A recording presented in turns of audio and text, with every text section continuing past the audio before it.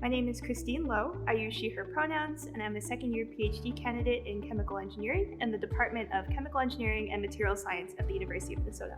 My research focuses on synthesizing silicon quantum dots using a non-thermal plasma reactor, so this is an all-gas phase reaction, and these nanomaterials can be used in concentrating systems such as luminescent solar concentrators, which is a type of solar energy harvesting system. My research at the moment focuses on making these nanomaterials more environmentally stable, so protecting them from humidity and other types of moisture so they can be actually used in the real world. So the applications of my research include using these materials in solar windows. So luminescent solar concentrators can be used to direct light toward the side of, for example, a pane of glass. And if we were to incorporate these panes of glass into standard windows on buildings or other types of architecture, we can allow the continued use of the luminescent solar concentrator as an actual window while generating renewable electricity if we attach solar cells on the side. So for me, throughout my internships and group projects and team meetings and things like that, I was consistently belittled, talked over, ignored, dismissed, and passed over for the other engineer next to me. I really thought that it reflected on my performance as an engineer and whether this meant that I just wasn't suited for the field.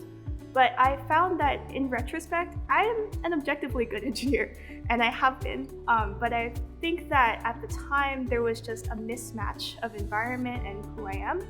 And I found that even though I struggle with imposter syndrome, a lot of the things I had been telling myself negatively were actually coming from my supervisors and bosses who couldn't see me for me. They saw me for my stereotypes.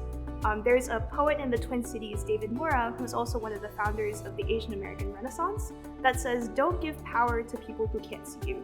At the time, I was giving a lot of power to people who didn't see me for the work that I did, but only saw me for what I look like.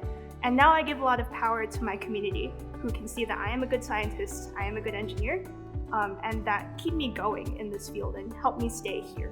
So to high school students, I would advise to give yourself grace. I know right now there's a lot of pressure to get the best grades, join the best clubs, so you can get into the best college and get the best job and then move up into the best company and have the best retirement life. But you can actually find pleasure and joy and satisfaction in a lot of different places, whether it's in your college or in your career path. And there isn't really one perfect formula for everyone. Given the opportunities that you have and the capacity that you have, if you put your best foot forward and make the most out of the things in front of you, I think that things will work out. So are you made of beryllium, gold, and titanium? Because you are BEAUTI full.